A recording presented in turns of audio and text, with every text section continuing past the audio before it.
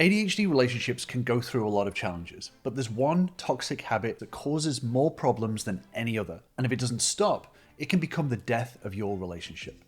This habit is called the blame spiral. And in this video, I'm going to break down what it is, how the hell it happens, and whether there's any way to stop it. And as I touched on in previous videos, ADHD relationships can fall into common patterns. If left unchecked, can lead to bigger and bigger problems down the road. So it's really important that we catch these patterns before they start to escalate. Put simply, the blame spiral is a pattern of finger pointing between yourself and your partner, whether it's blaming one partner or the other, or blaming ADHD. This whole thing keeps ping-ponging back and forth, causing damage to both partners and the relationship overall. And although it starts subtly, over time, this blame compounds, becoming one of the easiest and deadliest relationship patterns to fall into. Let's take a look at how it happens. So first of all, there is the triggering event. This can be an ADHD symptom. So let's say, for example, Jack hasn't been paying as much attention to Jenny because he's hyper-focused on a new project. And this hyper-focus can be a symptom of ADHD. And it's not necessarily personal to Jenny. So let's say Jenny interprets Jack's hyper-focus on this new project as him not being as interested in her anymore. So she feels upset by this triggering event, and she starts to close herself off more. And then the ADHD partner reacts in a negative way. So let's say Jenny closing off leads Jack to interpret that she's annoyed at him. So he starts to tread more lightly around her, and he decides to initiate less conversations. And then the non-ADHD partner reacts to that reaction, and then the ADHD partner reacts to that reaction, and so on and so forth.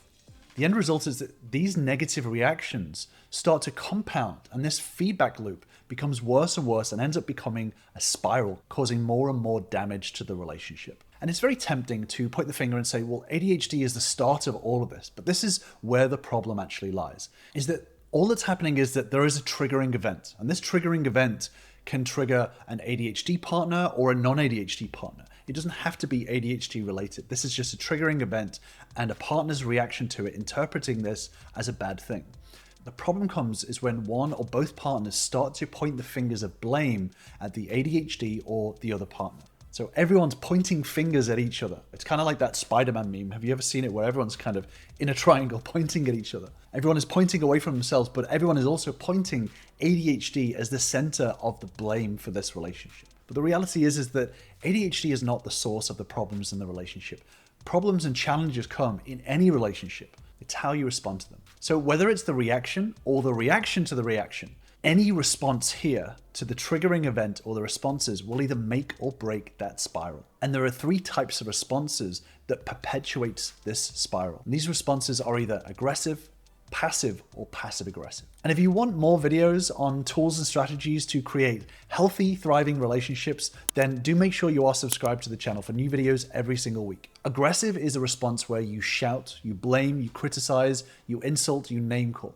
And these active responses actually create a negative reaction in your partner. But then there's a passive response. This is refusing to talk about it, ignoring it, stonewalling, walking out. This is, again, a passive response that creates a negative reaction in your partner. And then there's a passive-aggressive response, which is pretending that you're not upset or being sarcastic about the situation, rolling your eyes, things like that. And all three of these types of responses, whether it's to the trigger or the response, add one more element to the cycle, perpetuating it. And the blame spiral kind of reminds me of this Bugs Bunny cartoon. Each negative response adds to the feedback loop, escalating it. The more that you react negatively to those reactions, the more of a reaction you will get from your partner. Each negative response adds to the feedback loop. And if you want a deeper dive into creating healthy, thriving relationships, then I invite you to join me on my free relationships bootcamp, which I will link to above and in the description down below. Simply click on the link to join us. So how do we break this spiral? How do we break the feedback loop that's happening? Well, there are a few things to recognize with this. The first one is recognizing the cycle before it happens. If your partner is having a negative response, then recognizing that in the moment is crucial. Getting matrix vision and being able to see the potential future of where this could go and recognizing it in the moment, being aware of the spiral, wherever abouts you are in it, is top priority. Once you recognize it, you can actually do something about it.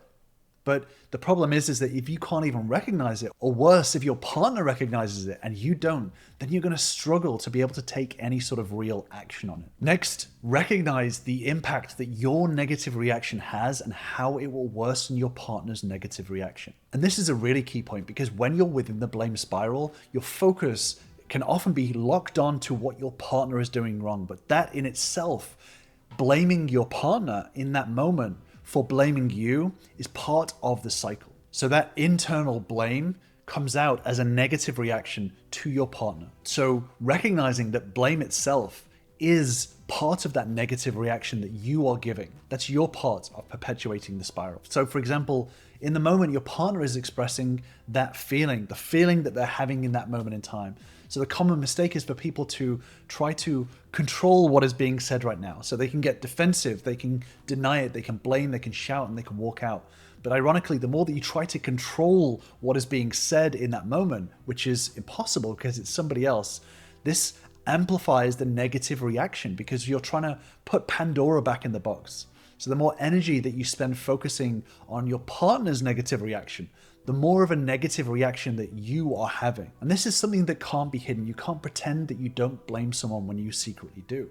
So that's why it's crucial to start working on your internals, because if internally you blame your partner, then externally your reaction is going to be negative, and that's going to create more of a negative reaction in your partner. So you can work on internally getting rid of the idea of blame and taking on responsibility. And then externally, you can start to practice having positive reactions in order to break this spiral. Next, it's important to recognize what you can control. That is yourself and your response. So you can control your own response. And this is crucial because your response will dictate whether this spiral continues. And one of the mistakes that is made here is sometimes that we can mistakenly think that simply non-responding, so going quiet or walking away or whatever it is a neutral response. You can mistakenly think that this is stopping the spiral. But the hard reality is that in relationships, there are no neutral responses. It's either pushing it in a positive direction or a negative direction. So if there's a negative situation happening, like the blame spiral, then if you try to act neutrally, what you're actually doing is letting that spiral continue in a negative direction. Now, a lot of you may think that this doesn't sound right, but I want you to think back to a time when someone was upset, maybe a boss, maybe a partner,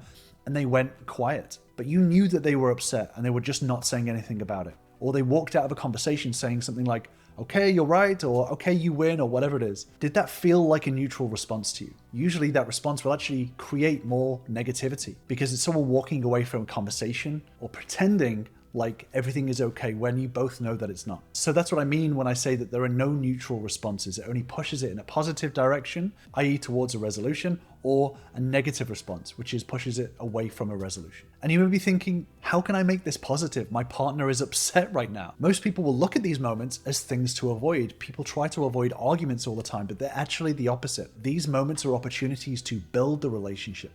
So many people misunderstand how crucial these conversations are in relationships. And I get it, I did for a long time. I was so scared of having important conversations because I was worried about it sending the relationship in a negative direction. You know, when a partner is upset and expressing it, it can feel really scary. But the truth is these moments are an absolute goldmine of information that benefits the relationship. Think about it this way, your partner is feeling whatever they're feeling, upset, hurt, scared, and they're feeling that whether they say it or not. So when your partner does express these feelings, however they express it, they're saying something to you. They're saying, here's what I am feeling. And that is powerful. And if you know what to do with this information, then this is a perfect opportunity to skyrocket your relationship in a positive direction. And if you want to deeper dive into these crucial conversations and how to turn this around, then I'll leave you with this video right here. I'll see you over there.